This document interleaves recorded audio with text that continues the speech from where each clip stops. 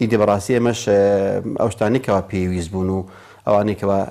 دەکرا کەلیمەت حەق عند سوڵطان جائر بەڕاستی لەسەر مینبەرەوە بانگەوازمان بۆ کرد و ئیعلانمان کرد کە بەڕاستی ئەم دەسەڵاتێکی فیرعون و ئاسایە دەسەڵاتێک کە بەڕاستی دیکتاتۆریەتە بەڵام بە ڕەنگێک کە لە دوێنێ جیاواز بووە ئەو نوع هەڵوێستی لە زانایان کە خەڵک چاو و گوێ و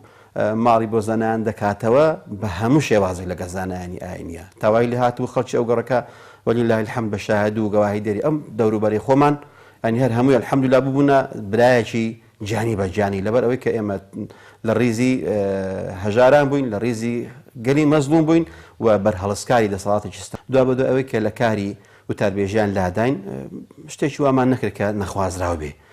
دوا بە دوای ئەوەی مانگەیەکی پێچوو لە پێشنوێژیان دەرکردم دیسان گوتم بە هەر نەبێتە هەرا نەڵەن مامۆستا لەبەر پۆست و وەزیفە وای کردووە فترەیەکی پێچوو لە گەڕەکەش دەریان کردین یعنی ئەو گەڕەکەی کەوا لێ من خاونم بەکرێگر لەوێش دەریان کردم دوا بە دوای ئەوەی هاتنە گەڕەکەیشکەی هەژار نشین کە کەس نەمناسێ وەکو هەموو مسلمانان بۆ نوێژی مزگەوت دەچم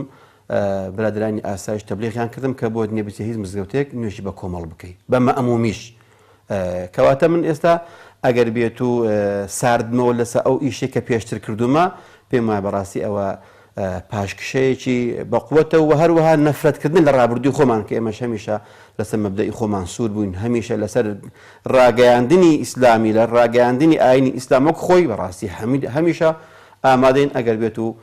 بە کۆتایی هاتنی جانی خۆشمان بێت